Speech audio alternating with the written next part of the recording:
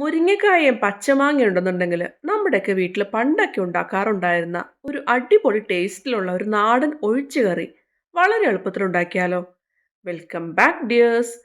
നമുക്ക് ആദ്യം 1/4 കപ്പ് തുവരപ്പരിപ്പ് എടുക്കണം. അത് നമുക്ക് നന്നായിട്ട് കഴുകി വൃത്തിയാക്കി എടുത്തൊന്ന് കൊണ്ടുവരണം. ഇനി അത് കുറച്ച് വെള്ളം ഒഴിച്ച് ഒരു പ്രഷർ കുക്കറിലേക്ക് ചേർത്ത് കൊടുക്കാം. അതിലേക്ക് ആവശ്യത്തിനുള്ള ഉപ്പ്, എരിവിന് വേണ്ടിയിട്ട് 2 പച്ചമുളക്, ഇത്രയും നമുക്ക് ചേർത്ത് കൊടുക്കാം. ഇനി നമുക്കൊന്ന് മൂടി വയ്ക്കാം. എന്നിട്ട് ഈ പരിപ്പ് നന്നായിട്ട് വെന്ത് വരുന്നത് വരെ ഒന്ന് വേവിച്ചെടുക്കാം. ഇപ്പൊ നമ്മുടെ പരിപ്പൊക്കെ നന്നായിട്ട് വെന്ത് വന്നിട്ടുണ്ട്. ഇനി നമുക്ക് വേണമെന്നുണ്ടെങ്കിൽ തവി വെച്ചിട്ട് ഒന്ന് ഉടച്ചു കൊടുക്കാവുന്നതാണ്.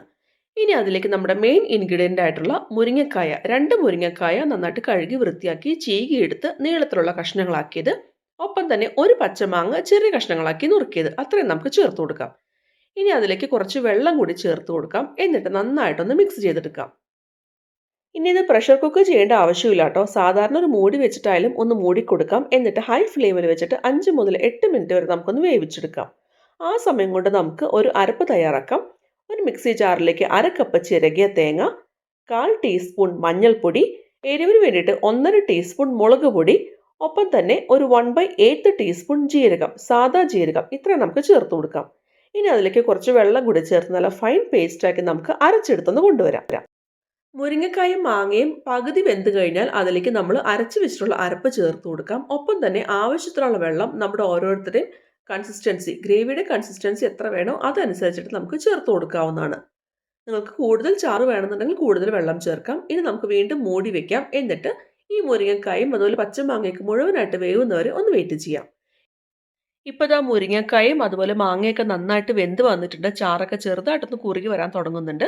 ഇതിരിക്കുന്തോറും കുറച്ചുകൂടി കുറുകി വരും കേട്ടോ. ഇനി നമുക്ക് ഫ്ലെയിം ഓഫ് ചെയ്യാം. ഒരു പാനിൽ 2 ടീസ്പൂൺ വെളിച്ചെണ്ണ ചേർത്ത് ഒന്ന് ചൂടായിട്ട് വരുമ്പോൾ 3 ടേബിൾ സ്പൂൺ ചുവന്നുള്ളി പൊടിയായിട്ട് അരിഞ്ഞത് ചേർത്ത് നമുക്കൊന്ന് മൂപ്പിച്ചെടുക്കാം. അതിൻ്റെ കളറൊക്കെ ഒന്ന് മാറി ഒരു ഗോൾഡൻ ബ്രൗൺ കളറായിട്ട് വന്നു കഴിഞ്ഞാൽ അതിലേക്ക് കുറച്ച് കറിവേപ്പില കൂടി ചേർത്ത് നമുക്ക് ഫ്ലെയിം ഓഫ് ചെയ്യാം. ഇനി നമ്മൾ താളിച്ചത് ഈ കറിയിലേക്ക് നമുക്ക് ചേർത്ത് കൊടുക്കാവുന്നതാണ്. ഇപ്പോൾ തന്നെ നല്ലൊരു മണമായിരിക്കും വരിക കേട്ടോ. നിങ്ങളുടെ കറിക്ക് എരിവ് കുറവാണെന്ന് തോന്നുകയാണെന്നുണ്ടെങ്കിൽ താളിക്കുന്ന സമയത്ത് കുറച്ച് മുളക് പൊടി ചേർത്ത് കൊടുക്കാവുന്നതാണ് കേട്ടോ. ഇനി നമുക്കൊന്ന് മിക്സ് ചെയ്യാം. നല്ല ചൂടോട് കൂടി തന്നെ നല്ല ചൂട് ചോറിൻ്റെ കൂടെ ഒരു പപ്പടം കൂടി ഉണ്ടെന്നുണ്ടെങ്കിൽ അടിപൊളിയായിട്ട് കഴിക്കാൻ പറ്റുന്ന ഒരു അടിപൊളി ഡിഷാണ്.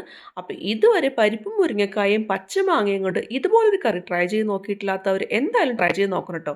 എന്നിട്ട് നിങ്ങളുടെ ഫീഡ്ബാക്ക് എന്നെ അറിയിക്കാൻ മറക്കരുത് കേട്ടോ. വീണ്ടും അടുത്ത വീഡിയോയിൽ കാണാം. ബൈ.